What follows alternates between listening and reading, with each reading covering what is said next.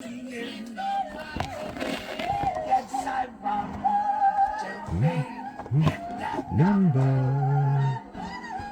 the saints go marching.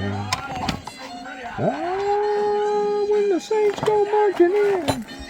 When the saints go marching in. The saints go marching in.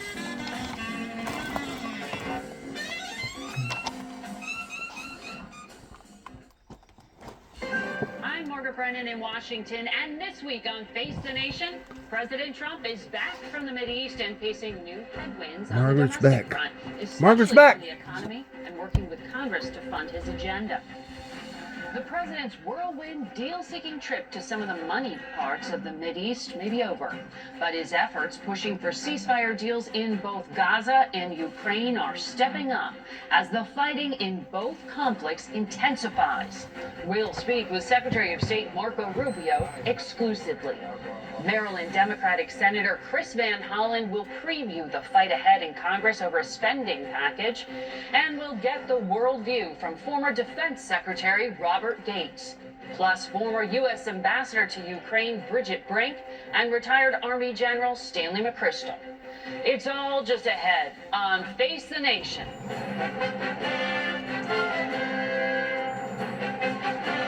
Facing the Nations with Face the Nation. Miss Margaret. Good morning and welcome to Face the Nation. The president is back and facing some new challenges on the domestic front. Disarray in his party when it comes to agreement on budget priorities, a downgrading in our credit rating, and warnings of rising costs to consumers in light of his tariffs. Oh, God. But we begin on the international front with Secretary of State Marco Rubio. We spoke to him Saturday while he was visiting Rome for Pope Leo XIV's inaugural Mass and asked about the outcome of the first talks between Russia and Ukraine in nearly 3 years. Those took place Friday in Turkey. Vladimir Putin skipped the meeting that he himself had proposed and instead sent representatives. Ukraine's top diplomat described it as an attempt by Russia to buy time and imitate a peace process. They were not a complete waste of time. For example, there were 1,000 prisoners that are going to be exchanged, and that from a humanitarian standpoint is very positive. He explained to me that they are going to be preparing a document outlining their requirements for a ceasefire that would then lead to broader negotiations. So obviously the Ukrainian side is going to be working on their own proposal, and hopefully that'll be forthcoming soon. You've said repeatedly it's just a matter of days, though, in terms of the waning patience that the U.S. has for this diplomacy to succeed. So are they just tapping you along, as President Trump has said? Are they just seeking to continue to talk to buy time? Are they tapping us along? Well, that's what we're trying to find out. We'll find out pretty soon. They met yesterday or the day before in Turkey. From that, they agreed they're going to exchange paper on ideas that get to a ceasefire. If those papers have ideas on them that are realistic and rational, then I think we know we've made progress. If those papers, on the other hand, have requirements in them that we know are unrealistic, then we'll have a different assessment. On the one hand, we're trying to achieve peace and end a very bloody, costly, and destructive war. So there's some element of patience that is required. On the other hand, we don't have time to waste. So we don't want to be involved in this process of just endless talks. There has to be some progress, some movement forward. Ultimately, one of the things that could help break this logjam, and perhaps the only thing that can, is a direct conversation between President Trump and Vladimir Putin.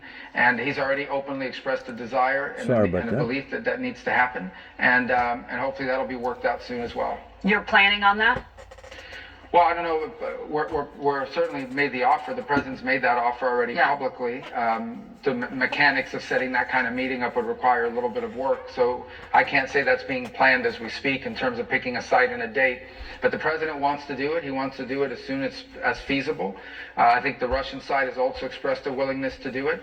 And so now it's just a question of bringing everyone together and figuring out where and when. Your former Senate colleague Lindsey Graham was next to you in that meeting with the Ukrainian foreign minister. He has a veto-proof majority on this bill to put sanctions on Russia. How quickly do you want the option for more sanctions on Russia, or are you asking him to wait? No, we're not. Look, the Senate is going to act ultimately. I mean, I think in the past we've acted to give us a little time to see if we can make some progress on our talks, but we've also been pretty clear with the Russian side for weeks now, going back 6 or 7 weeks. We've been communicating to the Russian side that this effort was being undertaken, that we anticipated that when all was said and done, it would have close to 80 co-sponsors in the Senate, and I imagine a comparable percentage of support in the House, and that was an effort we couldn't stop and don't control. I want to move on to another part of the world. You've been very involved in the administration's efforts to crack down on this Venezuelan gang, TDA, that has been designated as a terror group by the U.S. Do you accept the intelligence community's assessment that the Venezuelan gang is not a proxy force of the Maduro government? That was the National Intelligence Council assessment. Yeah, that's their assessment. They're wrong. One of the warnings out there by the FBI is not simply that Tren de Aragua are a terrorist organization, but one that has already been operationalized to murder an opposition member in another country. But that's a different thing than being a proxy force controlled by the Maduro government. Part of this is at the heart of the legal arguments the administration is having over its ability to continue to deport suspected gang members. That's why this assessment is so key. You completely reject that intelligence community finding? Yeah, I agree 100% with the FBI's finding. This is a prison gang that the Venezuelan government has actively encouraged to leave the country. A prison gang that in some cases they've been in cooperation with. And by the way, Tren de Aragua members that have been returned to Venezuela on some of these planes that have gone back have been greeted like heroes at the airport. There's no doubt in our mind and in my mind and in the FBI's assessment that this is a group that the regime in Venezuela uses, not just to try to destabilize the United States, but to project power like they did by murdering a member of the opposition in Chile. South Africa's president is traveling to the United States this week to meet with President Trump. The administration has prioritized bringing some white South Africans, Afrikaners, to the United States despite the increased restrictions on refugees. President Trump claims there's a genocide underway in South Africa. That's a legal determination. The State Department would make it. Are you trying to determine that now? I will determine that these people are having their properties taken from them. They can call it whatever they want, but these are people that on the basis of their race are having their properties taken away from them and their lives being threatened and in some cases killed. These are people that applied and made these claims in their applications and seek to come to the United States in search of refuge. We've often been lectured by people all over the place about how the United States needs to continue to be a beacon for those who are oppressed abroad. Mm-hmm. Well, here's an example where we're doing that. So I don't understand why people are criticizing it. I think people should be celebrating it, and I think people should be supporting it. Well, is there evidence of a genocide that you have? They are in favor. I think there's evidence absolutely that people have been murdered, that people have been forcibly removed from their properties, both by the government in some cases because of a law they passed, but also because of independent groups encouraged by political parties inside of South Africa. So listen, to move here from half a world away and leave behind the only homeland you've ever known, that's not something people do lightly. These people are doing it for a reason. So we welcome them to the United States, and I think there may be more coming soon. The president says he wants to end wars, but Israel's prime minister has said he is expanding this ground operation inside of Gaza. The IDF says is to seize strategic areas. Does the U.S. fully support expanding this war? We expand the destruction of Hamas, the ending of Hamas. We support a future for the people of Gaza that is free of Hamas and full of opportunity. That's what we support. And this is a group that came across on October 7th and carried out one of the most vile series of attacks, kidnappings, rapes, murders, and hostage-taking that we've ever seen. That's what we support. Now, that said, we also support an end to the conflict, a ceasefire. We don't want people obviously suffering as they have, and we blame Hamas for that, but nonetheless they're suffering. And so we are actively engaged, even as I speak to you now, we are actively engaged in trying to figure out if there is a way to get more hostages out through some ceasefire type mechanism. Ambassador Witkoff is working on that on an hourly basis. It's something we're all very focused on and continue to be very supportive of. And I hope we'll have good news soon in that regard, but I think some impediments remain.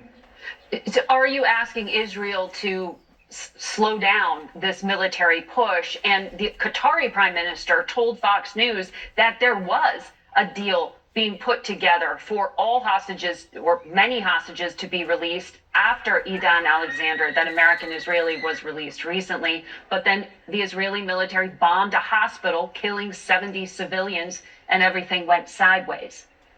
Is that your understanding of what happened? It was this lack of care of collateral damage? No, the way I would characterize it is that this war could end immediately, and Israel's made that clear. It could end immediately if Hamas surrenders and gives up their weapons and demilitarizes and releases all the hostages, including the deceased ones. If they did that, this conflict would end. That's been true from the very beginning. It's been true for months now. They're the ones that have chosen not to accept that offer. You have said that Iran is, in your view, a threshold nuclear state, and we're at a critical moment.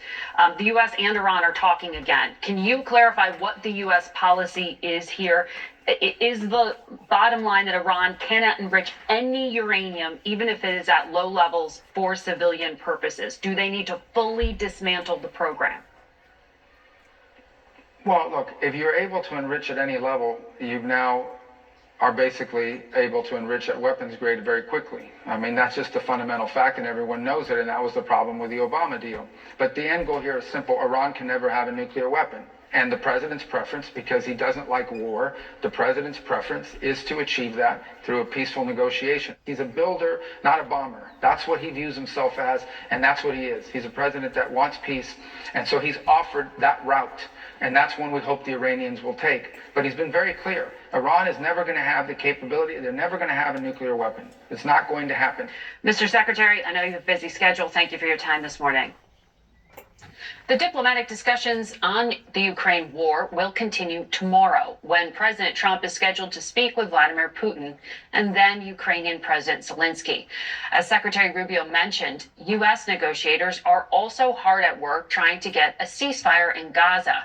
Our Deborah Pata reports on the situation there.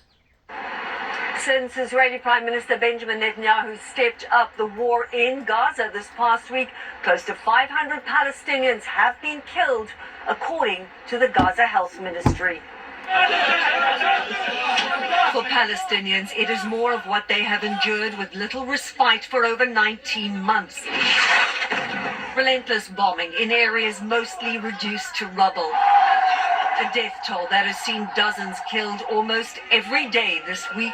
Israeli orders to evacuate, forcing Palestinians to pack up and move once again with no idea where they are heading to.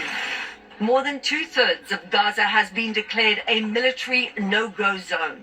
The rest is not much safer. Israel has imposed a total aid blockade for more than 75 days. It has stopped all food and medicine from entering the territory, saying it is to force Hamas to hand over the remaining hostages.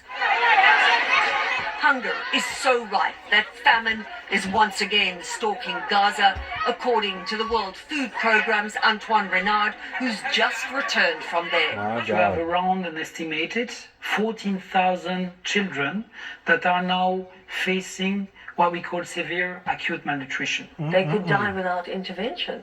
But when famine is on, it's already too late. That will be a failure of all the international community.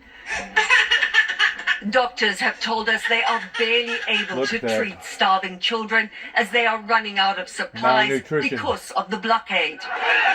A global hunger monitor says already 500,000 are on the brink of starvation and 1 million more have barely enough food to survive.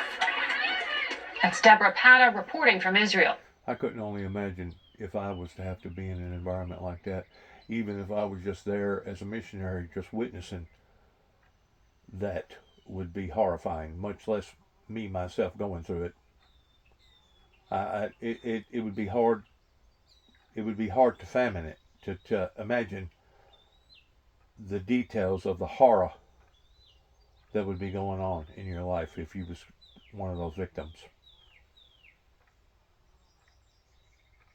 And this is what Hamas is bringing upon to his own people. But yet now he's a coward and he stands behind women's coattails and children and building facilities up underneath schools and hospitals. You talk about a dirty, rotten, no good for nothing, evil, mean, cruel individual. him and his so-called army.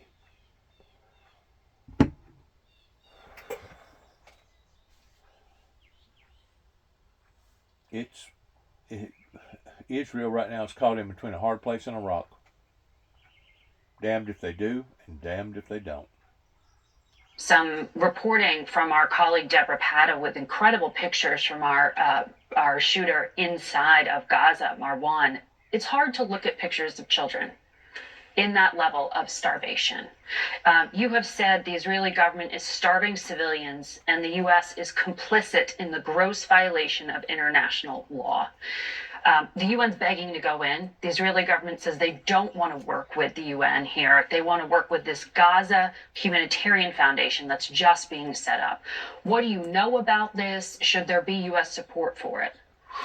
So, Margaret, you're right. It's very hard to look at those pictures, and the United States has been complicit. President Trump was in the region and really did nothing, said virtually nothing about what's happening in Gaza, which is on fire. We're in 77th day of a full blockade. 2 million Palestinians are starving. This is collective punishment that is clearly illegal under international law. And this other idea that's been cooked up either by the Israelis or by the Trump administration is clearly not fit for purpose when it comes to trying to address this burgeoning famine. And all it will do is further allow food to be used as a weapon of war. So I hope the United States will back off this plan. None of the credible international organizations have said that they will participate because it violates, international norms and how it's structured. And so I hope the United States will back off and immediately call today to allow the trucks right now that have food to be able to come provide food to starving people. These are provided by international aid organizations. Is there anything that the United States can do in terms of leverage? You've been bipartisan in your criticism. You said that what happened in Gaza is a black stain on Joe Biden's legacy as president. You are criticizing the current administration for not doing more here. What leverage is there? I mean, is what you're saying falling on any ears that want to listen? Well, I've had conversations with some people in the Trump administration and made clear that they need to do more. One of the very obvious things they could do is President Trump today could call upon the Netanyahu government to let aid in. I mean, the president acknowledged there are people starving in Gaza the other day. He said so. Mm-hmm. But why hasn't he called on, Netanyahu to let the aid in? Let's just start with that. Mm-hmm. Well, we'll follow the diplomacy that Steve Witkoff is leading. I want to ask you about what's happening here at home. The Treasury Secretary this morning is dismissing the news that Moody's credit rating agency downgraded America's credit. It's like the first time since 1917. Now all three agencies have said the U.S. fiscal situation is unsustainable. Moody's specifically said the upcoming bills and spending reductions won't make a difference. You're an appropriator. You are in a position of power here. What is going to happen with Capitol Hill and the president's agenda? Is it going to be much of a fight? Is there going to be anyone pushing back because of this?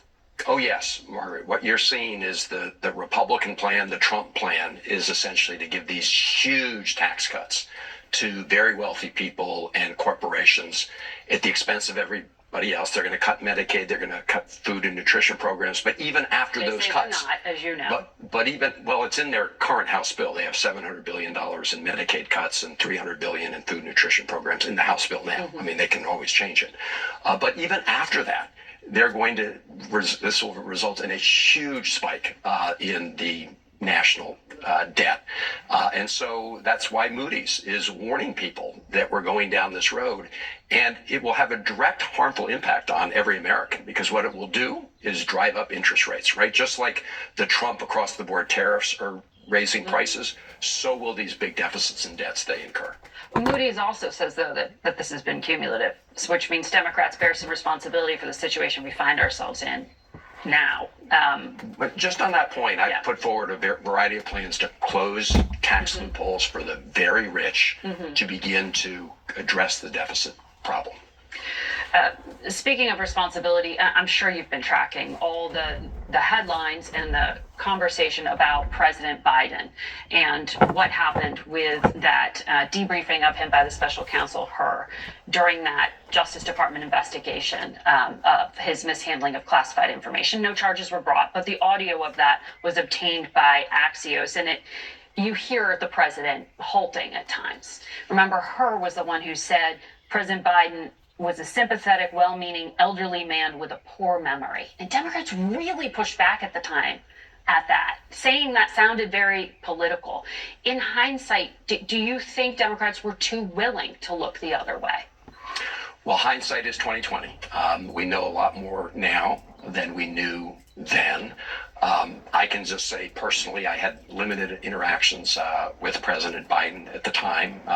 He came to the Key Bridge in Maryland when it collapsed, and we had a good conversation. So hindsight is 2020. Obviously, if we could redo this tape and play it over again, we would do things differently. Do you feel like you have to explain and defend that now? I mean, there was a piece in the Washington Post from Dan Bowles who said Democrats were either covering up then or covering their behinds now. No. Well, look, I mean, I think we can acknowledge that this was people overlooked a serious problem, or were just not aware. Willingly. Well, I can only speak for myself. Yeah. I wasn't aware of this, but Okay. We are focused on the future right now. I mean, right now we have the Republican tax plan, which is a giveaway to the rich. We have, we didn't talk about it, but Donald Trump's visit to the Middle East. My view is the overall narrative here was selling out U.S. national interests for the private gain of his family business. He essentially gave away the crown jewels of American AI and semiconductor technology to the Gulf. In exchange, it looks like for a $2 billion investment in the Trump family stablecoin venture. Another topic, but on this point, man. I hear you want to look forward. I do too. But don't Democrats have to reckon with this and say to the public that the answer to that question? I think we've all acknowledged that if we had the benefit of hindsight, we would have done things differently. I don't know if all of us have. I've recognized that. But at this point, it seems to me the American people are much more interested in the conversation as to the future of our country and the damage that Elon Musk and Donald Trump are doing every day. Senator Van Hollen, thank you for your time today. Good to be with you. We'll be back in a moment. My question is this. How come, I guess it was either in the late 70s or the early 80s, whenever they decided that they was no longer going to back the Treasury with gold, and they basically went on this big spending spree, and they basically turned the American dollar into graffiti money. That basically they just kept pumping up the printing presses over in Denver, Colorado, and kept making more and more money. And they called that secure value, even though they know that it wasn't. So in actuality, when it comes to worth, we've been played as a bunch of suckers in thinking that our good old American dollar bill is still worth a dollar bill. Whenever you're dealing with this type of hypocrisy, and I'm going to call it hypocrisy, how come everybody can't agree that they're going to kill all cash, not just American cash, but all cash, and basically reboot the system over, just like rebooting a computer over, unplug it, turn it on, hit the reset button or whatever, and go on a completely different level of communications with dealing with affairs. That way it won't be so crippling and devastating to so many individuals' lives out there that are innocent to to this hypocrisy. And that's exactly what it is. It's an hypocrisy, because whenever they've done what they've done and no longer stabilizing the dollar with gold, they actually turned that dollar bill at that point in time, I believe, this is my opinion, to no longer being real money, but now they turned it into graffiti money. In the world right now, there are a lot of hot spots. Not just this land war in Ukraine, in the middle of Europe. You have missile attacks between two nuclear powers, India and Pakistan. You have China's increased aggression in Asia. The ongoing Israeli war, as we talked about. I reread this essay that you wrote 2 years ago, and you said the U.S. confronts graver threats to its security than it ever has. 2 years later, what does the playing field look like to you? Worse? I think that, if anything, the peril has gotten greater. Simply because both Russia and especially China have significantly increased their arsenals and their military power. And particularly, as I say, in the case of China, China's been much more aggressive in the Taiwan Strait and in the South China Sea than they were 2 years ago. I think they've put themselves in a position, if they chose to do so, to put essentially a stranglehold around Taiwan in terms of shipping and so on. And what we've never faced before is large, aggressive nuclear powers, both in Europe and in Asia, collaborating. And what we are facing today, we've never faced as a country, is a country that's almost as rich as we are, that is technologically advanced, competing with us in many areas of technology advances, and one that has unanswered ambitions. Unfulfilled ambitions. You're talking about China. In the neighborhood, all China. And so, China's the bigger threat by far, but it doesn't negate the 1,500 nuclear weapons that the Russians have either. And we'll be right back with more from our conversation from former Defense Secretary. See, what everybody's leaning towards right now is survival to the fittest, and that's what we've been taught ever since the beginning of time, that only the strong survive. And in lots of common sense ways, that's absolutely true. But at the same time, there has to be some sort of balance between the strongest surviving versus cutting off your own nose to despite your face. And the thing that I'm seeing, and I hope that other people can see this too as well, is that there is so much nuclear material on the planet that if we was to go to a full-fledged nuclear war of only the man left standing basically is going to be the man that's going to be in charge, then you're talking about the destruction of humanity. And the sad thing about it is, it won't just be humanity, it will be the face of the world pertaining to all life, regardless whether it be animal life, bird life, or even water life. It'll be all life. It'll be the end of civilization as we know it. And what the element that this individual did not talk about, that I believe needs to be recognized in the 21st century, in the year 2025, is that during the time of World War II, which was a bloody, bloody, bloody war, can't nobody deny that, lost millions and millions of warriors, millions, on all sides, on all fronts. Whenever the atom bomb went off and they realized that the American people had created something over here that was unlike anything that anybody had ever seen, at that point in time, people still had enough concern for life that they wasn't willing to cross over that threshold and continue on with the war, and they surrendered. They surrendered. And they renegotiated. That would be the logical thing to do. other than completely destroy each other, completely butcher each other to the point of nobody wins. Because in a nuclear war, I guarantee you, nobody's going to win. Nobody's going to win a nuclear war.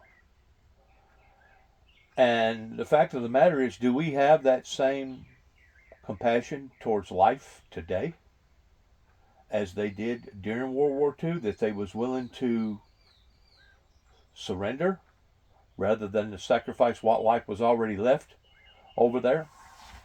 Do we have that same capacity? Do we have that same concern? Do we have that same passion for one another?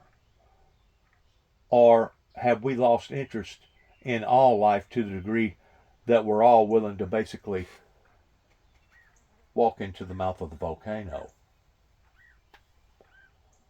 Now, I've been trying to motivate the people and rally the American people now for some times that was not going to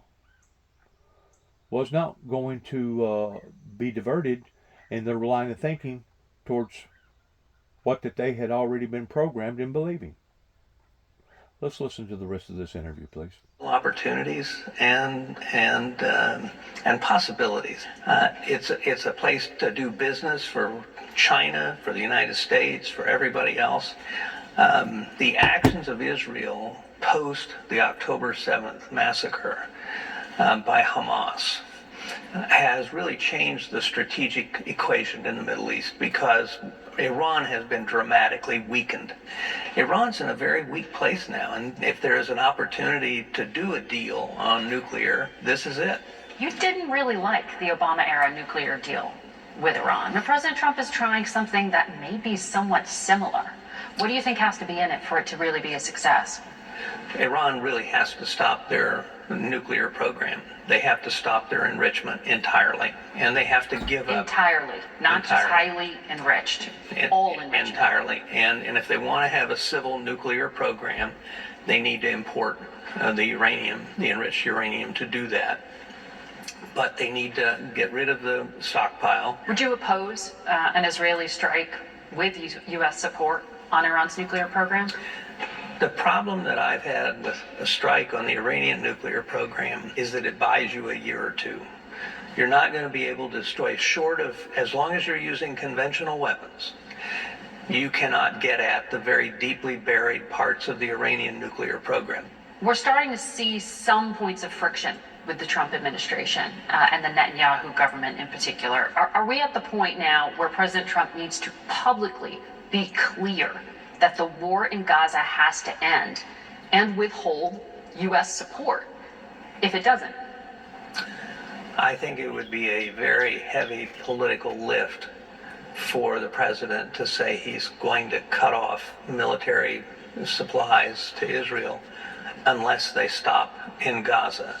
I think he can say a lot of things in terms of putting pressure on Netanyahu to stop the war. He can put forward proposals on how humanitarian assistance and other things might go forward. Is there a cost to this ongoing support of such a bloody war, given the projections from U.S. intelligence about the long-term recruitment of among terror groups around the world because of the devastation? I think there is a cost. I think it does provide a basis for radicalization in the region. But it is interesting to me that you're not hearing much out of the Gulf Arabs and others in terms of decrying the ongoing operations and so on. Secretary of State Rubio said he believes that there won't be a clear read on Vladimir Putin's intentions until he sits down with President Donald Trump. You've met Putin before. Does it really take a face-to-face to judge Putin's intentions? I'm not sure even in a face-to-face that you can judge Putin's intentions. My own view is Putin feels that he has a destiny to recreate the Russian Empire. Putin hasn't given up on any of his original goals in Ukraine. He's going to insist on occupying all 4 of the eastern provinces of the Donbass. perpetual recognition of Russian ownership of Crimea, a pro-Russian government in Kyiv, and a Ukrainian military that looks a lot like an enhanced police force. He wants Ukraine basically to be a client state of Russia. Would you advise President Trump not to take that face-to-face, even if Vladimir Putin was willing to do it? I would say you need to figure out some leverage that you have going into that meeting with Putin. What can you do that puts more pressure to bear on Putin to make him believe his interests are served by not just a ceasefire, but basically at least freezing things in place? How sustainable do you think it is for the Secretary of State to also be the National Security Advisor, the acting archivist, and the acting director of USAID? It's interesting, a lot of people point to the precedent of when Henry Kissinger was Secretary of State and National Security Advisor from 1973 to 1975. I was at the NSC during most of that period, and all I can tell you is Henry Kissinger was an absentee landlord. I mean, what made it work in that time was that Henry had a very experienced and wise deputy in General Brent Scowcroft. And Scowcroft essentially ran the NSC day to day. And Henry would appear now and then, but mainly did his Secretary of State job. So whether or not this will work, I think, depends on whether the Secretary of State has a deputy at the NSC who is very experienced, knows the interagency, and is respected and trusted by the president. With this president, I've heard from officials, which is he does not trust National Security Council because of the history with the first impeachment. So he is suspect of a lot of people who sit there. What's the danger of that when you don't trust the people who were briefing you on some of the most sensitive national security issues or advising you? I think it's important for people to remember the NSC is the president's personal foreign policy staff. So I think if people on the NSC, and I don't care whether they come from the State Department or CIA or the military or any place else or from the outside, on that staff, if you can't be loyal to the president, then you should leave. What do you mean loyal? I mean be willing. Sold out. Embrace his policies. Sold out. And do what you can to implement those policies and to ensure that the other agencies are implementing the president's policies. And when the time comes, if the time comes, that you disagree with those policies, then it seems to me it's incumbent on you to return to your agency or to leave the government. I think he has a right to expect loyalty. And my line when I was at the NSC was be loyal or be gone. Mm-hmm. Including when it means having a different view of the last election or having family members who work in the Justice Department. I mean, there are some different definitions of loyalty. Absolutely. If you hold views that are unacceptable to the president, on things like that, like the election and so on, then you probably don't belong in his NSC staff. Maybe you belong at the State Department or at CIA or someplace. You don't belong inside the White House complex. I think you need to give the president your honest views on things, on the subjects that you're in charge of. And it may be unwelcome to him, but he needs to hear different perspectives and different points of view. So being loyal doesn't mean pulling your punches in terms of the policy debate. But once the president's made a decision, then you have to salute. Our full interview with Secretary Gates is on our website, our YouTube channel as well. We'll be right back. You know, whenever you get to looking at towards what the Secret Service done, well, let me back up a little bit. Whenever Ronald Reagan done what he done, as far as taking the fear factor away from society, generally speaking, because before Ronald Reagan had accomplished that, you keep in mind that they was already passing out cyanide pills to their customers or their citizens over in Russia, not knowing if we was going to press the buttons first or they was. So everybody was on this standby alert. Whenever Ronald Reagan and the Gorbachevs over there finally come to a conclusion, everybody kind of breathed a sigh of relief. Maybe we're over that hump. Maybe we can all go on about our business now. And to some degrees they did. To some degrees they did whenever it comes to international trading and etc. But on another level, what it done, it weakened the severity of everything, that all of a sudden you had now these terrorist groups that was coming out of the woodwork that now are striving towards the same thing, which is power, being in control, taking over. And of course, whenever we see the wrath of the devil coming down upon to the planet in desecrating crops, desecrating people's lives, desecrating communities, desecrating clean air, desecrating clean water, the first thing that comes into the vast majority of the people's minds, because this is the way that we've been indoctrinated for years and years and years, is that only the strongest survive. The fastest person with the fastest gun in a one-to-one draw will be the man or woman left standing. That's what we've been taught. But have we been taught incorrectly whenever it comes to unifying in this global world market that only got about halfway established but didn't get completely established? Let's listen to this interview. I can't take it. Well, maybe let me give you a little context. What I saw in Ukraine was horrifying. For 3 years, Russia launched missiles and drones at men, women, and children sleeping in their homes, tried to take down the energy grid for millions of Ukrainians, to take out the power, heat, and light in the middle of winter, and committed war crimes and atrocities at a level we haven't seen since World War II. I resigned from Ukraine and also from the Foreign Service because the policy since the beginning of the administration was to put pressure on the victim Ukraine rather than on the aggressor Russia. I fully agree that the war needs to end, but I believe that peace at any price is not peace at all. It's appeasement. And as we know from history, appeasement only leads to more war. And to be clear, you are a career diplomat. So that means you serve regardless of who is the president of the United States and what party they come from. And in fact, when you tried to leave post in January, Secretary Rubio asked you to stay on in Kyiv, as I understand it. You were there for a number of months until April.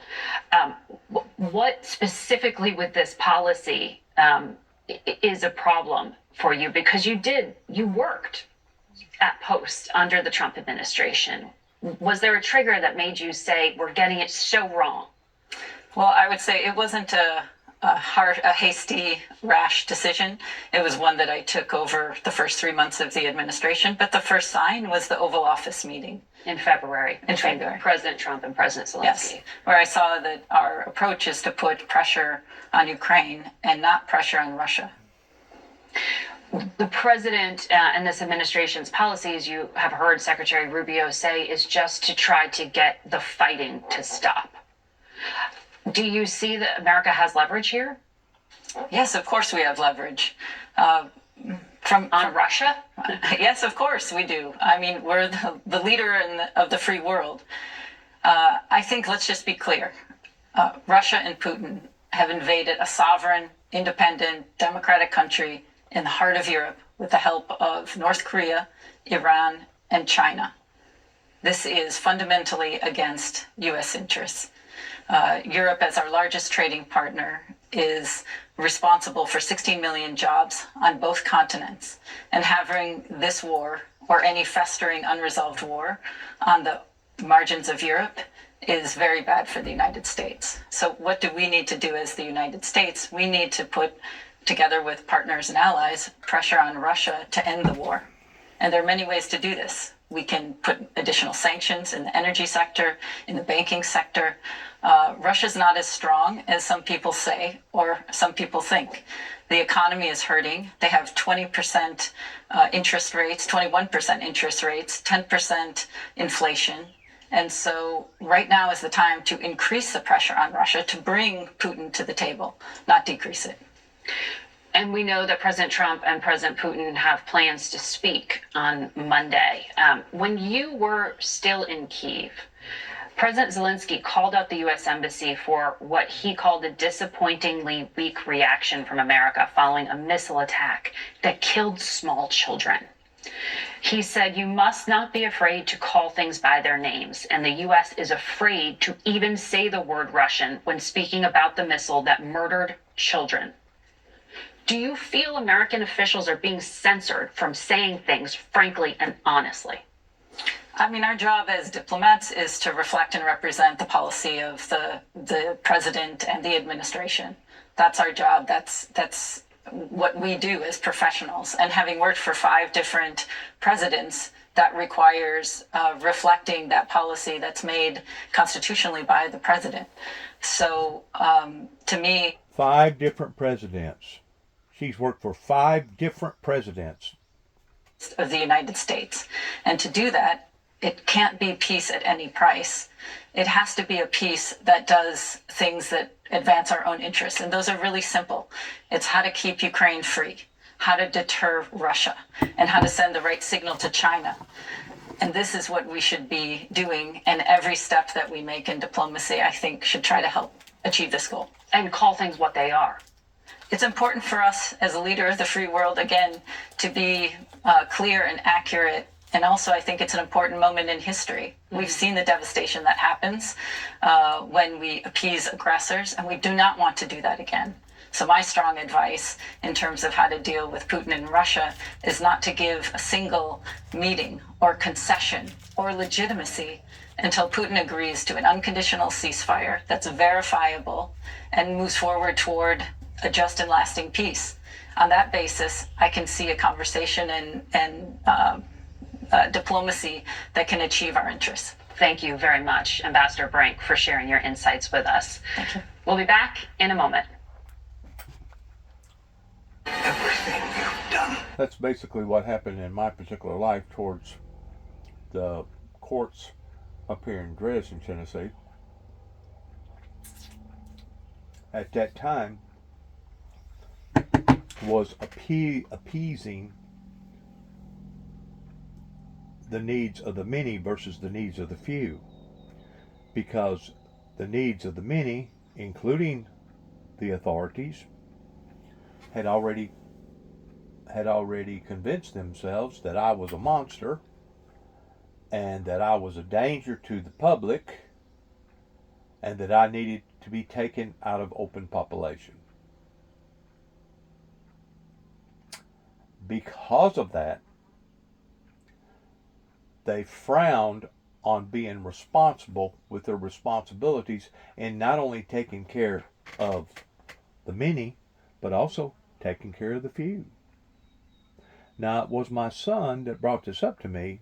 He said, "Dad, what's went on is that they don't have a big enough jail, county jail in Dresden, Tennessee, to basically take about half of the neighborhood out of here and put them all in jail, that's really and truly what should be done." He said, "Because you are the few, they chose to attack you. They turned the tables on you, especially whenever you lost your right-hand man, which was your brother, and that's whenever they went in for the kill." Well, that's the way that the tyrants do. They don't play fair, and whenever they see a weakness, they continue to keep punching and punching and punching at the same place because they know that that place has been weakened. Well, what they didn't realize is that I had already done touch base with the throne room of God. And now they're beginning to identify that if I was some sort of a lunatic or a Satan worshiper, would God the Father actually have answered any of my prayers? Would God the Father have taken care of me as long as God the Father has towards all the miracles that's taken place in my life? I don't think so. This has been a resistance movement that's been on a community level now since day one, since I stepped out into the eyes of the people in 1989, having the Four Horsemen arts and craft wooden display put in the back of my truck. Let's go on here with this. Causes us at our individual level, our unwillingness to think about character, to talk about character, and to demand character. And I would also argue that we're also the cure. There is a symptom that we see and we're distracted by it. All the things that we are disappointed by, people lying, people doing things that we find beneath us. As a nation, our character is our fate. And so what I'm trying to do is convince people to start a national conversation on character with the idea it starts at the bottom, not at the top. We need to start it down where things actually happen, on farms, in schools. We've just sent out 240 copies of the book to college sports coaches to try to have them start just to talk about character. And so that's what I'm passionate about. Well, I admire the effort. It's interesting to look at where this began, not pinning it on a person. I understand you're trying to do that. But is it a symptom of it's always been this way, we just have more transparency and thus we know more about people's flaws? Why does this seem to be building as a problem? Well, we've always had a problem with certain evil in society and corruption, lack of character. But I think the fact that we see everything so much now, we normalize it. Mm-hmm. We start to accept things in celebrities or leaders that I frankly think we wouldn't have accepted even a generation ago. And that's sort of our problem. We give them our likes on social media. We spend our money with them. We vote for them. And we know better than that. And so I think the responsibility, again, arcs back to us. You're not a Democrat or Republican, you say. Right. Though you did endorse Joe Biden and Kamala Harris right. in the last elections. Most retired military try to stay out of politics and make an argument that that's crossing the Rubicon in some ways. Yeah. Why did you? Well, of course, you go back to Dwight Eisenhower and Ulysses S. Grant. They absolutely went into politics. Fair. So there is some tradition, but that was not my goal to get into politics. I just felt that we had hit a period in which we were so adrift as a nation in terms of character. We were accepting something that is not as good as we are capable of. Mm-hmm. So I made a decision, and I'll be honest, it was tough because there's a lot of pushback from peers and from outsiders that say you shouldn't get political. But I don't think that saying that America should stand up for its values and for its character is necessarily political. And we had in the past conversations with other guests that question about what does America stand for and does it matter? There is a shift more towards pragmatism or what's in it for me on the national scale. That's very much in our politics right now. And I think it's a mistake for the nation. If you think what really helped the United States in the modern era, we'll call it after World War II, people admired American ideas. They admired American democracy. They admired our our culture. They didn't like every part of it, and they knew that we as a nation made mistakes. But countries and people wanted to be more like us than they wanted to be like the Soviet Union or other enemies. And as long as we are an example that people want to be, it gives us extraordinary influence and power. When it becomes transactional, when we become somebody that just wants something from them, and we're unwilling to be generous, we're unwilling to sacrifice for larger ideals, we lose some of our moral standing, and I think some of our national force, our power. At the Pentagon right now, we hear a lot about values and culture sort of being at odds with the mission, or that's how it's being described, right? Secretary Hegseth has talked a lot about restoring the warrior ethos. That's part of his justification for eliminating diversity programs, or DEI. Do you think DEI really, quote unquote, hurts lethality? Yeah, I am completely aligned with Secretary Hegseth on the idea that we need to defend the nation, that the Defense Department needs to be as effective as it can be, and that a certain warrior ethos matters. We just define it differently.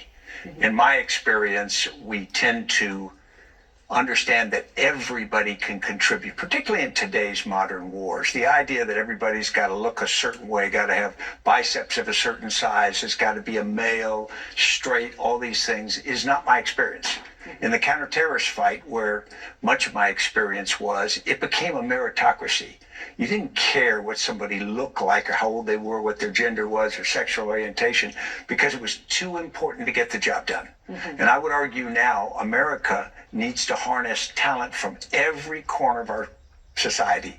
Everyone. I would even argue that if we went back to a draft, we could draft people with physical disabilities, because much of what we do, that's not a block to that. And so I think we need to think about, what do we need to field the most effective armed forces? And I think that the DEI thing is frankly a distraction. It's not helpful. In terms of national character, when you were commanding forces, the NATO-led mission in Afghanistan, ISAF, you know very well that country. The Taliban since taken over. We have seen them strip women and girls of even the right to have their voice heard in public. You have seen them carry out retribution against Afghans who worked with our country and put their lives at risk. This past week, the Trump administration said Afghanistan's safe enough for people living here to go back. They stripped the legal protections, the temporary protected status. They are ending some of the programs that helped to evacuate our American allies there. What do you think that says about our character now? I think it's disappointing. I personally disagree with that decision, but I also think it sends a message. What about people who we ask to ally with us in the future? That we ask to partner with us? They look at what happens in the past. And so I think our national character should be bigger than that, and we're capable of being bigger than that. General McChrystal, thank you very much for sharing your reflections. You're kind to have me. Thank you. And your book on character, Choices That Define a Life. We'll be right back. I'm going to go back to appeasing rather than pleasing, pertaining to peace, that the woman was talking about. First of all, she'd went through 5 presidencies. 5. Well, if you add the presidencies, that basically takes you right back to the Reagan and the Bush era. So these people, a great deal of them, are still in these positions that was part of the problem to begin with. You can't appease to something that you know has been harmful or incorrect. And right now, I know it's going to sound like that I'm favoring towards Donald Trump, in which I guess in certain ways I may be, but you cannot continue to keep feeding the same beast and thinking that you're going to get different responses or different reactions from that body. And I think that's one of the reasons why that he has made it so forceful in going in and cutting here and cutting there and trimming this and trimming that and doing this and doing that, is because he knew that there was a problem in the agency. And whenever it does roll over to another presidency, another guard being on guard, another ship being on guard, they have kept the same people in the same positions for all these years. And what it has done, it has corrupted our government from the inside out. From the inside out. And it's kind of like taking a business and you realize that the whole thing is a wash. Well, what do you do if you're going to embrace into that business? Say you bought the business, but you still want to keep the same employees that made the business go out of business to begin with? No. You do a sweep. You clean house. So that's, I think, part of the reason why we're seeing the aggressiveness is coming from the White House like we are right now, in exchange towards trying to fix the problem. Does it need to be done? Absolutely. Yes, it needs to be done. But does it need to be done on the order that it's being done? I don't think so. And it's not necessarily a matter of using 2 different techniques. Technique number 1, using a chainsaw. Technique number 2, actually going in with a surgical precision and doing it that way. I think it needs to be done on a spiritual level. And I think the only way that we're going to resolve our problems is that we're going to have to get down where the rubber meets the road whenever it comes to serving God and being honest with not only ourselves, but being honest with God pertaining to our integrity. I agree. Integrity is a big motivator whenever it comes to a body of people believing that what they're doing is in fact favorable and the right thing to do. Well, that's what we're dealing with now, of people that's been bamboozled that thought that they was doing the right thing, but come to find out, look at the trouble that it's brought us all into. Why? Because during the late 80s, our government decided to go to the far left instead of the right. And they thought, going back to the Native American, white man speaking with forked tongue, they thought as long as they talked about peace, peace would automatically pursue. And it don't happen in the real world that way. You know what brings forth peace? Good, sound, decent people pertaining to the Holy Spirit that basically conforms people into peace. Now, does that mean that the Christian society is just supposed to take it on the cheek and become somebody's floor mat or become somebody's whipping post? That's another misleading lie over here in America that's been taught, that the Christian is just supposed to continue to be somebody's punching bag. In one way, I admire the leader of Israel by them staying strong to what they believe in pertaining to going against the enemy, Hamas. I really do. I admire that. Because they know where they stand is in fact standing for the righteousness of good versus evil of unrighteousness of evil. So where is the compromise?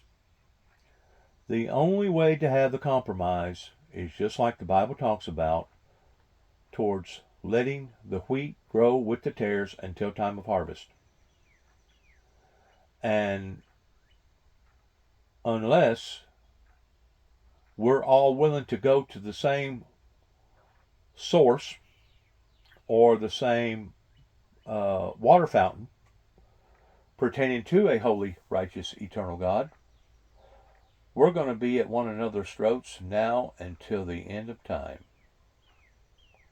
And this is all the work of the devil that is out to kill, steal, and destroy, and the author of confusion. And this is exactly what the devil wants to do, is keep the American people separated and at one another's throats. And the reason why I say this is because in all practicality, there should not be as many different organizations representing the same God, representing the same Lord, pertaining to the one that was crucified for all of man's sins and rose on the third day, towards having a different named church on every other different corner. The only way, I believe, is to go in to the spiritual world on an even keel as far as a non-denominational level pertaining to a spiritual, true revival that will alter or change, that will reform into that new revolution. And if we're not willing to do that, then all this other stuff is just a bunch of hogwash. Now, what's going on here? It says something about Palm Springs, California. And it looks like they have had an apartment blow up or something, possibly because of a gas leak.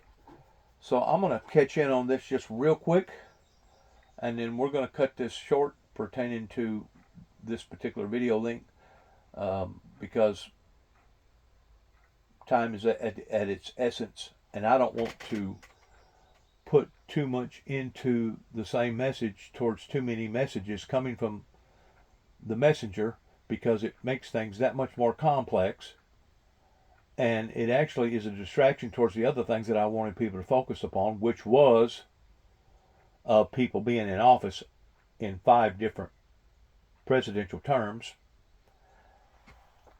and also the fact that this corrosion has started from the inside, kind of like what happened in Rome. Rome didn't necessarily fall because of an invasion from the outside, but Rome fell because of what was going on the inside. And whenever the individual talked about the president, whatever president, don't matter if Republican or Democrat, if he don't have a good sound body, a cabinet around him that is loyal to him and dedicated to him, then basically he's got a mutiny on his hands. Now, there's no doubt a room of error pertaining to human error that we could have a president that would be wrong, just period, just wrong. And of course, even though you are subservient to the government, regardless whether you be in the military forces or in other positions, by and large, if the president asks you to do something illegal, you do not have to do it. A matter of fact, if you got any dignity about you at all, you're not going to do it. But whenever you have so many people that has been brainwashed, so many people that has been indoctrinated, so many people that's going in so many different directions, you got complete, total anarchy. And man, is the devil right now ever sitting back and crossing his arms and laughing and laughing and laughing, because that's exactly what has occurred here. In the meantime, the founder of the Windmill Ministries was accused, falsely accused, that I was bringing division. I was bringing division to the churches. Matter of fact, it was Homeland Security in Nashville, Tennessee, right before they had me admitted for an evaluation in Nashville, Tennessee, that said that I was putting chains around the churches. I was putting chains around the churches. In other words, I was closing the church buildings up in response towards welcoming sin into their congregations. Not only was I not welcoming sin into their congregations, but I was telling the churches, hey, you have interpreted the Bible incorrectly. Why would had a God that they claim is under the heading of a rapture pertaining to the second coming of Christ, pertaining to the global resurrection, why would had a God intended for that to occur in everybody's life, but yet no, it mentions so many times in the first part of Revelations about death. Be thy faithful unto death. He that shall overcome shall not be hurt of the second death. I will not put upon thee none of the burden. Hold fast till I come, etc., etc. That's just it. You got to have a little bit of common sense to realize whenever he talked about those things in the first part of Revelations, he meant them. He meant them. And of course, whenever you stand up in challenging either the law or challenging the churches, the first thing they want to do is bring up false accusations and saying, well, this guy here, he's trying to do this, or this guy here, he's trying to do that. No, what I'm trying to do is open the eyes of the public. What I'm trying to do is reconform those that claim that they have a form of Christianity in the right perspective, in interpreting the Bible correctly, and getting ready, prepared by putting out advisories such as a bloody road ahead or major electrical disturbances to come. And it has taken this long of a time before things got set up correctly, to the degree that now I can actually put out something on social media like I am right now, and maybe there's a possibility that somebody out there will hear me and actually pay any attention to me. By basing the facts that, wow, obviously something's going on, because what the churches have been involved in and what this country's been involved in has been totally upside down, especially whenever you got proof in the pudding to prove it. I mean, a lot of these churches, I can't speak for every church in every state, but around here close, you got churches that used to have a body of 150, 200 people on Sunday morning that now barely are struggling of having 10 or 15 or 25 or 30 people. They can barely keep the lights on. They can barely maintain the maintenance either in their parking lot or their building, or maintain insurance, etc. They're struggling. They're struggling. And a lot of them are just giving up. God didn't bring us this far to let us down, because He promised us that He would raise up a group of people in the last days, and that we as a society would see the meek inherit the earth. The true meek, not the so-called meek. Now you can accuse me of putting chains around the church doors because I am different and I am approaching this in a non-denominable way.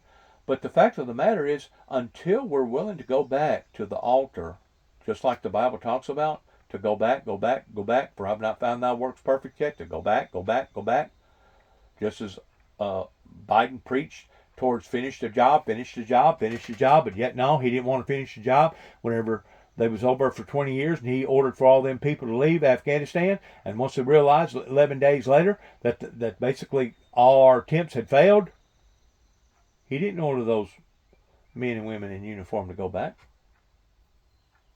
Once more, you're dealing with hypocrisy. They're saying one thing, but doing differently. Just like the Reagans. They talked about peace. Peace is a good, nice word, right? Kind of like love, or wealth, or health. I mean, there's certain words that really stand out to people, you know? But if all you're doing is talking, it's kind of like raindrops, that you can have the clouds, but if you don't have the raindrops being produced from the clouds, and if the raindrops ain't falling, hitting the ground, what good is the clouds? Clouds ain't worth a darn. Clouds ain't worth a darn. You gotta actually have the nutrients in the water to make things grow. Plus the sun. We know this. It's the same way with what they done in the Reagan and the Bush era, is that they went to the far left instead of the right, and my God, have we ever seen one exchange bad event after another bad event.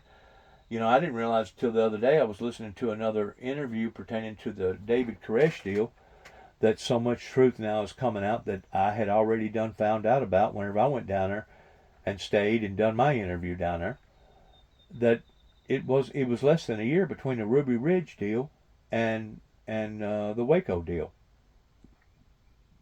Less than a year apart. Well, what is it with these federal agents that want to go in and basically stick out their chest and go at this in a wrong professional way? Well, obviously they're on some sort of an ego trip. Or obviously they haven't been trained properly in knowing how to restrain evil, to do a raid to make sure that the element of surprise had fulfilled itself, rather than knowing that your raid had been exposed and you're still pursuing the raid. Really? That's unethical. That's breaking all protocol whenever you do something like that. And this has brought on all these shootings. This has brought on all these drugs. This has brought on pertaining to all this waste. This has been brought on pertaining to us being trillions and trillions of dollars in debt. And we have went through one bad event after another. I'm 64, I think I am. This has brought on one bad event after another, to the degree that every time that occurs, regardless whether it be 9/11, regardless whether it be the Oklahoma bombing, regardless whether it be other big events that's happened, kind of like similar towards COVID, it relinquishes or diminishes the resources. It puts things on a struggling level, just like whenever there's a big flood, just like whenever there's other natural catastrophes. It diminishes the resources. It makes things go up pertaining to wood and supply and demand. But it also diminishes the food. And that's probably one reason why that we have seen Walmart just recently, they touched base on it. You ever take about 5 or 6 weeks ago that they wasn't exempt. They put out a thing that they wasn't exempt from inflation. And now recently, within the past week, they have put out another statement by saying their prices would be going up, period. Now, I heard another report this morning saying that they was going to try to compromise with those prices to the degree that Walmart was going to eat part of that, part of those profits. But the fact of the matter is, every time I go to the grocery store, I see prices rising, not going down. And like I said earlier, this is on some of my other work, that it used to be, and some people call this good marketing strategy, fuel would go up $1 and then it would come down 50 cents and everybody would be satisfied and everybody go back to work and you wouldn't hear no more bickering and complaining. It'd go back up $1, it'd come back down 50 cents. It'd go back up $1, it'd go back down 50 cents. This time, whenever they done the stair step, they done it right in the middle or on the ending phases of COVID. People was already suffering tremendously pertaining to what OPEC was in behind. And because of it, now it has knocked things out of kilter, along with everything else. Because now you have dominoes effect to where one thing affects another thing and another thing affects another thing, and it just goes from worse to worse to worse to worse, etc. And I'm just afraid we ain't seen the worstest yet. Because why? Because the American people still are not willing to address this problem in the right spiritual way. And until they are, they're going to basically be chasing their tails just as a dog chasing after its own, moving around in circles, around and around and around. They're going to be moving, but they ain't going to be going nowhere. Think about that. You're going to be moving, but you're not going to be going nowhere. And I said on the front end pertaining to Liberation Day that, using an analogy of a boat with 100 small holes, what good does it do if you got a boat that's sinking with 100 small holes, if all of a sudden you take a sledgehammer to it and now you've created 3 or 4 humongous big holes? Well, guess what's going to happen with the volume of the water that's going to be going into that sinking boat? Rather than the volume be diminished, it's actually going to increase. And it's actually going to cause the boat to sink even quicker. Why? Because now you've done poked 3 or 4 humongous holes in the boat. So you had, first of all, 100 little tiny holes. And if you went about doing that correctly, you could have stopped a great deal of those little holes to the point that it would have been a lifeline to the boat. But instead of doing that, you went in there with a sledgehammer, and now you've created these big holes that's actually got more volume going through the big holes than all the 100 holes combined per hole. And if you continue to do that, We are like a bunch of rats on a sinking ship. And the ship is not only our country, but the ship is this planet that God has given us towards being good, obedient caretakers of. And the more that we continue to go to the far left, and the more radical that the people become, the more radical that the weather becomes. Now, friends, I'm not telling you ideologies. I'm not giving you some sort of spaced out equations. I'm telling you the facts. Which is another part of America's problems, is that whenever people do tell people the truth, they rather believe a lie than they would the truth. They have been indoctrinated this way over here in America to the degree that they'll, and of course what the Bible backs this up. The Bible says that mankind loves darkness rather than light. They love a lie better than the truth. A matter of fact, most people wouldn't identify the truth if they was to stumble and fall over it. This is the primary factor of what has gotten us in trouble. And whenever you get to looking at the corrosion, there's no doubt the enemy is from within, beginning at not only the political aspect of America, but the spiritual one. And until they're willing to go in and reform that and take on a different heading, they can talk all the talk they want on either channel, either show. I don't care if it's Republican or Democrat show. They can get up there and they can yik-yak all they want. I guarantee you the people over in Russia are not stupid. And they're still basing their moves off of the fact that they have been cheated. And you know what? They have. But you know what? Not only did they get cheated, but the rest of the world did too as well. Because certain individuals wanted to go to the far left versus the right, and now it has laid out a whole new array of problems like not only the American people has never really had to deal with, but the world. And one of the worst concerns that I can see in the 21st century is that we do not have enough concern. Some of us don't even have enough concern for our own selves to save our own lives, much less to be concerned about each other's life.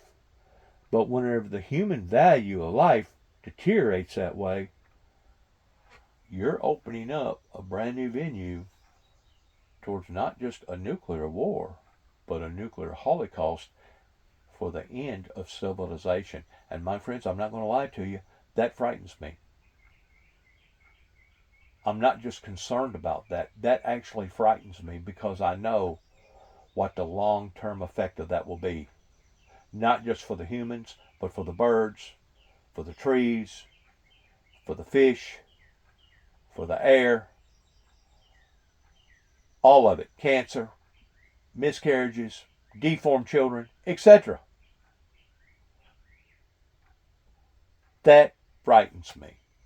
Because it seems like the more and more that I talk and the more and more videos that I put out, the less and less response that I get from the general public. So inevitably, the proof is in the pudding towards me believing that maybe they are doomed. And hopefully, maybe one day during the ashes, kind of like that Star Trek show that I seen back in the 60s or 70s, whenever they was running all them original Star Trek deals, that they finally come back to Earth after they'd had a Holocaust, and there was a certain group of people that was living, and they found these holy words pertaining to the Constitution. We the people, etc., etc., that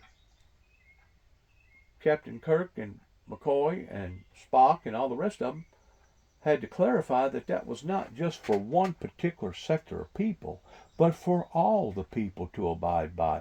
And that is the Northern Star. The Bible and the Constitution pertaining to democracy is the Northern Star. And whenever it comes to using these old tactics pertaining to only the strongest survive, only the fastest person drawing the gun is going to be the person left standing, I guarantee you all this is going to backfire, and the suffering that we're seeing right now going on over in the Middle East is only going to be a tip of the iceberg towards what we're actually going to have to see, and it could actually be coming near a neighborhood near you right here in America. A matter of fact, during the time that I spent almost a year down in southern Mississippi towards helping people during Katrina damage in 2005, I had this older guy that he kept telling me, this is what's going to happen to all of us. This is what's going to happen to all of us. He went as far as to say, you know what? One day the time is going to come. We're going to see little babies on the side of roads with swelled up bellies because they're dying of malnutrition. Kind of like whenever I was only about 6 or 7 years old, listening to a group of old men up here in Cydonia, and they was discussing at that time a possibility of bread, a loaf of bread, going as high as $10 a loaf. And if I'm not mistaken, during the time that they was saying all that, bread was less than 20 cents a loaf. Friends, we're on the wrong trajectory. And until we're willing to go back and allow for God to put us on the right trajectory, it's only going to get worse. Let's hear what they're talking about right here real quick, and then I'm going to let you go. Breaking news from Palm Springs, California. In fact, any moment now, officials from the Joint Terrorism Task Force will give us some new details on that huge car bombing outside of a fertility clinic yesterday. The investigation is intensifying. Fertility clinic. So now they've gone from abortion clinics to fertility clinics. People have lost their minds in thinking that you can defeat evil with evil. It talks about that in the Bible pertaining to metal sharpening metal. And until you got some sort of logic in behind defending yourself in that way, using evil strategy to combat evil, or because of whatever person believes or don't believe, is not the way to conform. Let's listen to this. Is intensifying on multiple fronts. So here's the latest that we have confirmed at this hour. Officials have revealed anti-natalism ideology, that it may be the likely motive. We'll have more on that in just a few moments. Also, authorities believe that the person responsible is a man in his mid-20s, that he was living in a city about an hour or so from Palm Springs. It is called 29 Palms. Police searched a home there late last night. Meanwhile, the clinic at the center of the bombing, we're showing that to you now. It has suffered damage, but it says it is set to reopen on Monday morning.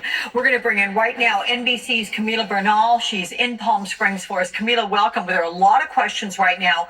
We hope that this news conference coming up any minute now will answer some of them. But what do we expect to hear today? We sure do. We're hoping that authorities connect the dots now that our sources are telling us that this 25-year-old man from 29 Palms is the alleged suspect in this case. Authorities or our sources telling us that they have not essentially identified him yet because of the way that his body essentially blew up in this blast. So there is still part of a long process of identifying him, but we do believe this is the man responsible, and we also believe, according to our source. So it was a kamikaze deal. The guy killed himself, sounds to me like. Let's go on. Let's see if we can't get to the interview real quick before I turn this off. Looks like a pretty powerful bomb. Let's go right here. Palm Springs Police Department. Let's back up. Back up, back up, back up, back up, back up, back up. Right here. House. So rather than pivot and go to the White House, which we may still do depending on how long it takes, nope, they are getting settled. Well, that probably might take a minute. If we have Yamiche at the ready, I could ask Yamiche about whether or not the White House is making any statement on this, if the president has been made aware of it, as we believe he has. Yamiche, are you with us yet, my friend, from the White House? Alex, okay. I'm here. So really quickly, as we're waiting for the police chief to take to that podium, is President Trump aware of what happened in Palm Springs last night? Has he made any statement? And make that quick, because it looks like they're getting ready. Yes, the White House hasn't released a statement, but they said that he is aware of this. He is working on this and monitoring this very closely, Alex. Okay, you are brilliant, my friend, with brevity. I appreciate that. And yet all the good stuff was there. Let's take a listen, everybody, to what's happening there in Palm Springs and the police chief of Palm Springs. To learn about all the great things that the Bureau and our department has been doing. Before he talks, I was questioned by the GBI agents down in Atlanta about the Atlanta bombing that occurred with the abortion clinic down there, that the guy was at large for about 3 or 4 years before they finally caught him somewhere over pretty close to Robinsonville, North Carolina. Rudolph or whatever his name was.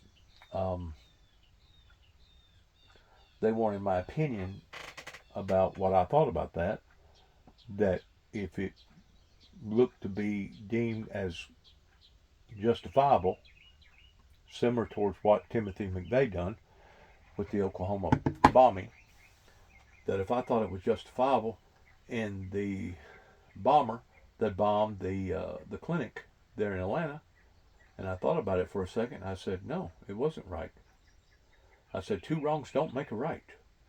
I said, it ain't right for people to be aborting children just out of a whim because they wanted to sleep with a different sex partner every other day or every other week or whatever, and they wound up not taking the right type of prevention in preventing for a human life to be created to begin with. I said, that ain't right to be aborting these children the way that they are, but at the same token, it ain't right in bombing the facility, and I think it killed 1 person and blinded 1 or 2, and I mean, it actually done a lot of harm to a lot of people whenever this guy done that. Same type of analogy as far as I'm concerned with what Timothy McVeigh done. 2 wrongs does not make a right. That's the reason why we live in an open republic, to where we're supposed to be able to sit down and discuss things and look at the facts and talk about stuff and say, you know what, this don't need to happen again, and correct that problem, reform from that problem, and go on about our lives without metal sharpening metal, without evil attacking evil. And there's no doubt there was bad mistakes that was made, that even Bill Clinton finally admitted on this 30th year anniversary in the Oklahoma bombing, that had been made by the United States federal government, regardless whether it was coming from the ATF or the FBI. On both cases, regardless whether it was case number 1 down in Waco, Texas, or case number 2 regarding the Oklahoma bombing, because there was no way humanly possible that a truck filled full of cow manure was going to kill that many people. And it took somebody like me to finally get somebody's attention. This was in 2009, that I put myself out on a limb to do. But finally, in about 1.5 years later, about 2 years later, in 2011, they started looking at different avenues pertaining to the facts, and sure enough, they had to stop the recovery mission, thinking that there was more bombs, because they had found dozens or hundreds of detonators in the basement. Now, what the hell is detonators for dynamite, TNT, doing in a federal building to begin with? There was a cover-up. They didn't tell the whole truth. In addition to, there was proof of that regarding contact pertaining to hands-on testimonies, and plus there was other factors that you had to look at that was basically telling the truth, that there was a cover-up, that they didn't tell the whole truth to the American people pertaining to the Oklahoma bombing. Let's listen to this, please. I'll introduce Assistant Director Akil Davis in a second. I did want to take a few seconds to recognize the many people who have given us an outpouring of support. Let's go on here. Stop right there. Soto, and then City Manager Scott Stiles and Paul Alvarado, the Fire Chief.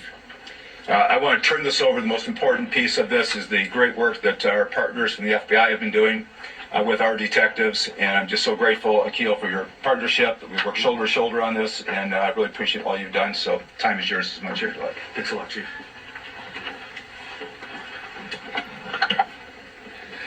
Good morning. As Chief Mills said, my name's Akil Davis, the Assistant Director in charge of the FBI's Los Angeles Field Office.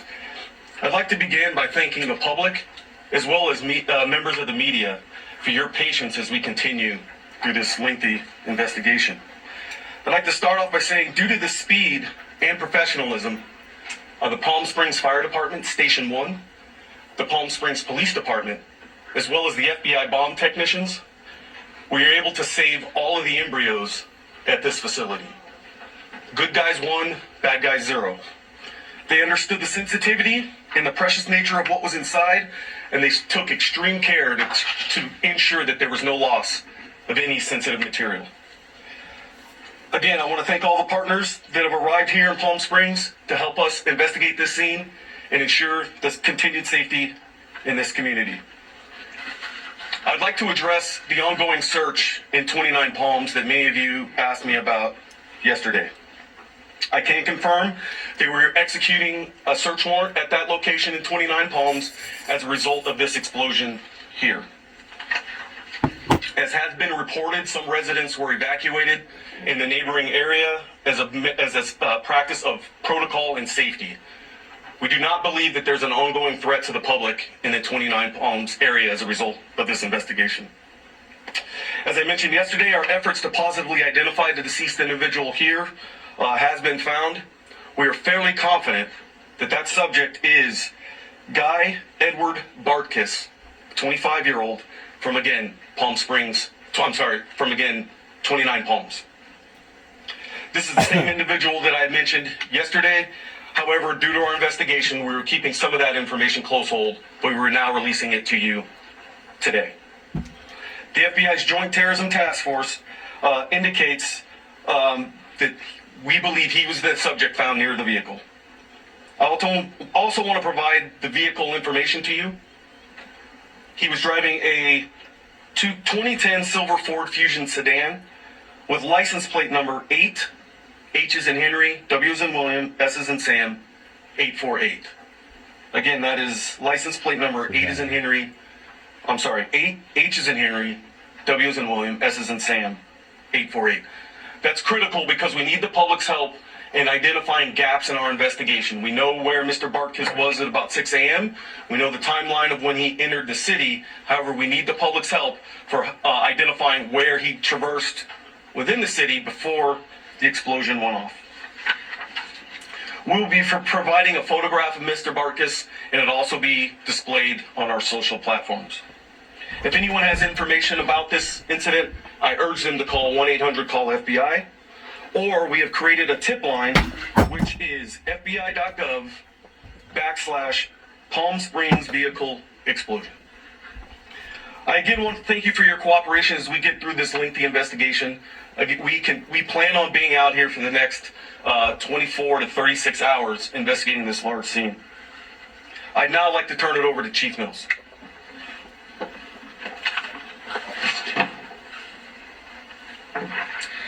It goes without saying, at the end of this, we'll have opportunity for people to ask questions. Yesterday, a man intent on harming others in our city failed. Palm Springs survived, and we are stronger and more resilient as a result. Our determination to continue life as we know it here in Palm Springs continues unabated, and you'll see this city dynamically grow as a result of this. We have already begun to open the streets surrounding the blast site. Indian Canyon and Palm Canyon will be closed for some time as we still continue to collect evidence as well as process the scene. For the safety of the detectives and the agents working the area, we ask all community members to please stay out of the area. I am absolutely confident that this city is safe. There is no continuing threat to our community as a result of this incident. Now, let's get back to the business of rebuilding the city and continuing our tradition and way of life. This is a city of people celebrating life, and it's a beacon and a safe haven for all. And we really focus on inclusivity and a community that is welcoming to all people. This is where you want to be. Palm Springs is the place. And I think you're going to see that over the upcoming months. Lastly, I really want to recognize the IVF community. This has been one of those heartbreaking things for many community members who are going through the process of trying to build families. And we want you to know that this city is in your court, because those embryos that are there right now are going to be the future leaders of this community. And so we support you, we see you, and we want to be in your camp. And so please, as we continue to move forward, this is an opportunity for us to show the IVF community just how much we support them and we can do. I'm asking all people in Palm Springs, the people who live here, the people who treasure this as a home, get on social media and show how wonderful this city is. Take a photo of the best place that you would like to show the world what's going on and post it, because that's how special this community is. I'd like to turn over to Fire Chief Paul Alvarado.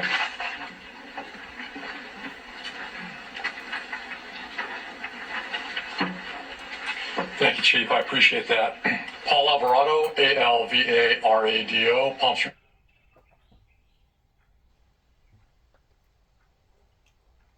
Fire Station 1 arrived in less than a minute to begin extinguishing fire on the impacted building.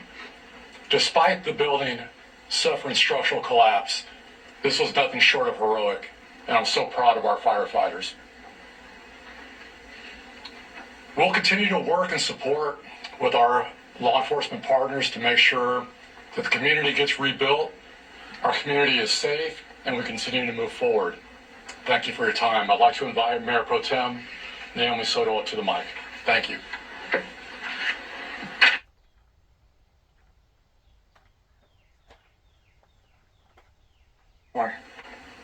We stand united against violence, against hate. Palm Springs is a city of love, acceptance, joy, and hope. I want to assure this community they are in good hands with Police Chief Andy Mills and Fire Chief Paul Alvarado and the brave men and women who responded immediately to the scene of the explosion. And to our partners at the FBI, who are doing everything they can do to find those responsible, we are in deep gratitude to you all. We also appreciate all our state and local partners who have reached out to offer support and resources. Man, that freaking guy, he had a heck of a freaking bomb. All of your effort means so much during this time of tragedy. And to our community members, I want to assure you that we are doing everything we can to help those injured and find those responsible. You are not alone, and we are here with you. To our business community and visitors, as Police Chief Mills mentioned, this is an isolated incident. Palm Springs is safe, and we are open for business. And let's bring the joy and fun of Palm Springs immediately back. Our city manager, Scott Stiles, will now share more about the actions and alerts that you can anticipate from the city. Thank you.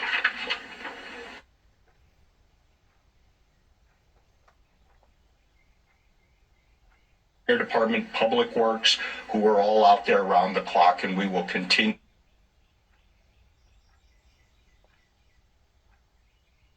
Palm Springs platform, and that's where people can get all the latest up-to-date information that we're going to be putting out. So please go to that Engage Palm Springs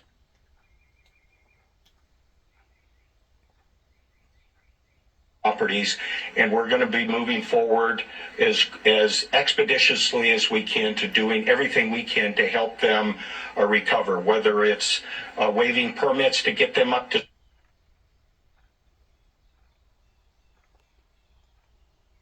Okay. Okay, we'll open it up for a few questions. Chief, did you want to? Mark, did you have a question to start off with? I would ask Scott and anybody else in the city, a lot of people were impacted by this mentally, people who came upon the scene and saw horrific things. Did the city necessarily make any resources available to help people or guide people as they try to emotionally recover from this incident?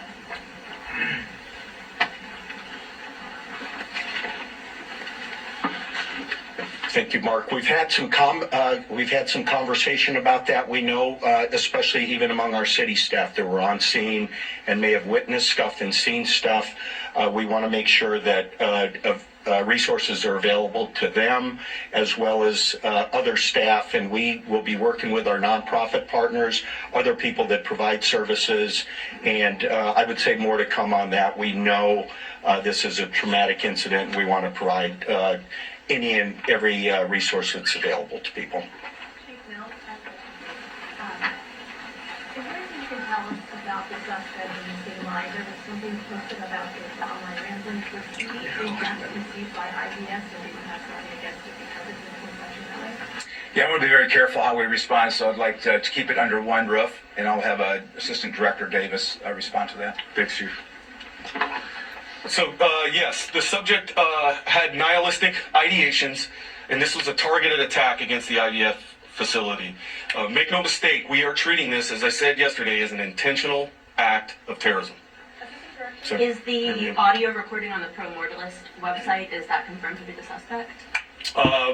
I'm not going to answer that at the time. Investigation's ongoing. Director, are you aware of a possible manifesto? Is that part of the investigation and a I am. possible planned attack for next week? We are looking through that. We are tracking a possible manifesto out there, and it's part of our ongoing investigation. And was this explosion being live streamed? We believe he was attempting to live stream it, and yes, that is also part of our investigation. Sir. I was in NBC Palm Springs. Yesterday afternoon, we were contacted by an individual who was at the corner of Toshiba and Palm Canyon at the time of the explosion. He was stopped at a red light with her. He got out of his car to see if there were any victims. He didn't find any, but he did find evidence which he took home with him.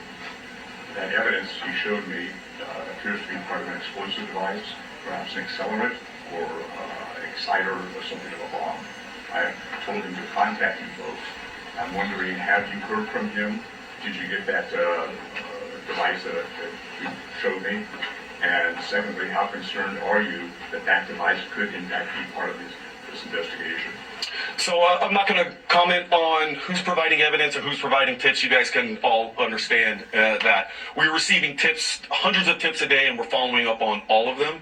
As you guys can imagine, how large this scene is, there's evidence strewn all about in a 360-degree perimeter in several hundred feet in every direction. So we are collecting evidence all over from a whole host of sources. If I can just comment. Do you have... Yep, go ahead, sir. For those community members who have found pieces of what they believe is evidence, they really need to get a hold of us. You can call the local number or the FBI. This is unacceptable, and let's be really direct with that. If that person, if you could recontact them for us and let them know they need to turn it in. I believe he's been in contact with you, and looking online this morning, the device is described as one that's commonly used as explosives. So, okay, well, any further comment on that? I mean, make no mistake, sir. This absolutely were explosives used in this incident. A large bomb went off in the city of Palm Springs yesterday. And it's certainly been part of that evidence. Could be. When you talk about this 25-year-old, was he already known to law enforcement, or was this the first time that he's popped up on your radar? This is the first time he's popped up on our radar. Not to say that he hasn't had other contacts, but we are working with our locals to kind of vet that out. And do you have an update on those 4 people, on their injuries, or what's the status of them? Yeah, go ahead. All the people who were injured in the blast have been released from the hospital and medical care. Speaking to scene in Palms, what I think some residents reported hearing an explosion there, possibly was there a controlled explosion or anything there, and have the perimeters been lifted, particularly in terms of their homes? So it's an ongoing scene. I am aware of some of the noise that the residents were reporting on that. Some of that was due to us making entry into that residence and dealing with some of the material that we've come across there. But that's an active scene right now, and we're working through that, so I'm not going to comment further on the status of it. Assistant Director, Sir. Mr. David Saccoletto here with Take-On News. Thank you for taking the time to be here in Palm Springs. To clarify, you said the person who died in this explosion is Mr. Barkas. Is Mr. Barkas who you believe made this bomb and detonated it? Yeah, so that's nuance there. So we are fairly confident that Mr. Barkas is our primary suspect, person of interest. We are working through some other technical means to positively identify the decedent here. But we believe at this moment, based on the evidence that we've gathered, that is Mr. Barkas as the decedent here. Has Barkas' mother and family cooperating with authorities? I'm not going to, no comment there. Assistant Director, Sir. here, CBS News. This Ford Fusion, 3,000 pounds, it essentially creates this 250-yard blast site. Talk about the device that was inside this vehicle. Rudimentary, sophisticated, walk us through it. And so there's a lot there that's still under investigation. What I can say is this is probably the largest bombing scene that we've had in Southern California. This does eclipse the bombing matter in Aliso Viejo. It's that big. And just for reference, to throw pieces of vehicle hundreds of feet in the air and then several blocks away, you can use your imagination to imagine how big that bomb device was. Was this individual able to buy the products online, or did he have to use a special license, military grade? Walk us through how he obtained the materials for the device. And so that information is still part of our investigation, and in order to protect the integrity of it, I'm not going to comment on the how and the why yet. My question to you is, since you said the large amount of explosives that was used in that vehicle, could it be that the suspect was outside the vehicle, maybe didn't expect it to detonate as much as it did? Could he not have intentionally tried to kill himself? Yes, ma'am, that is a possibility, and our investigation will reveal. Do you have questions? Sir. Timothy Parker, Spectrum News 1. You mentioned that you believe this person was anti-IVF. How do you know that? Based on our investigation, some of the posts that he's made online, some of the comments made in his manifesto that we're combing through right now, is kind of what led us to that nihilist belief. Tori King, News Channel 3.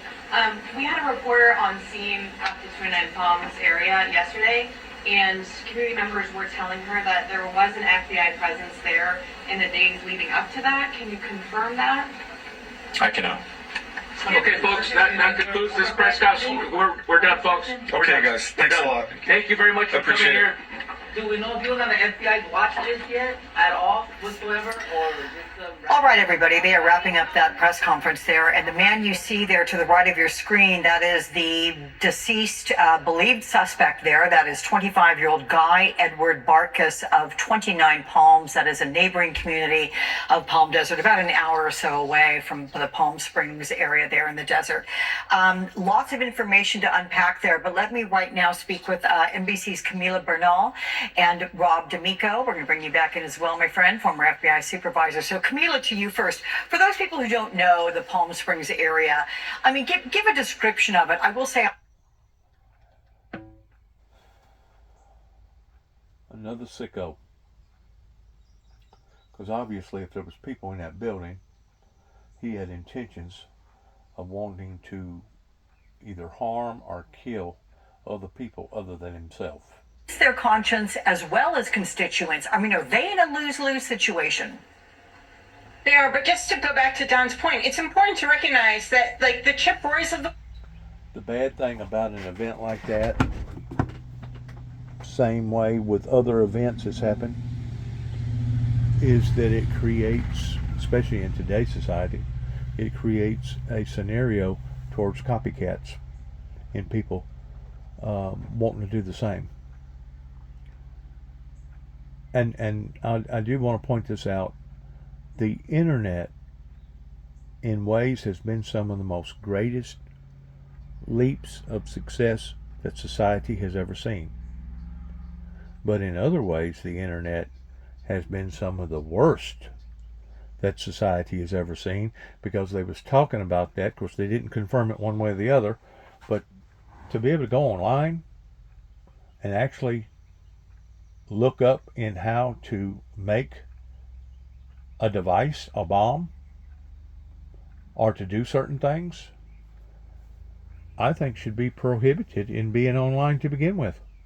I mean, I agree with freedom of speech, but there has to be a limit in freedom of speech, especially whenever you're dealing with warped minds, people that don't care about their own life, obviously, basically wanted to go out in a big boom.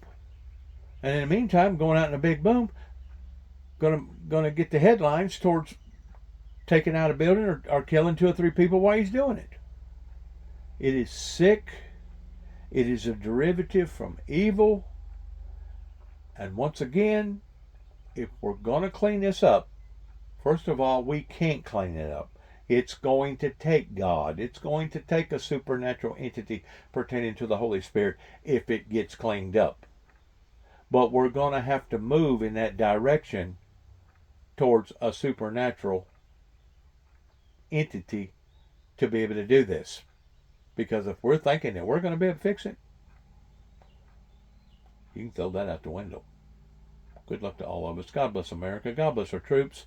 God bless our endeavors towards which way that we go from this moment on. Pray for the people that have recently been injured, or even the loved ones of the people that's been killed, pertaining to all the massive storms in this area. And the people over in the Middle East, the people over in Ukraine and other areas like in South Africa. Please, please, please just pray for one another that we will see a mighty movement of God, and that we will see a utopia, a peace that the Bible talks about that will occur towards the meek, the true meek, inheriting the earth. Thank you. God bless. And yes, shalom.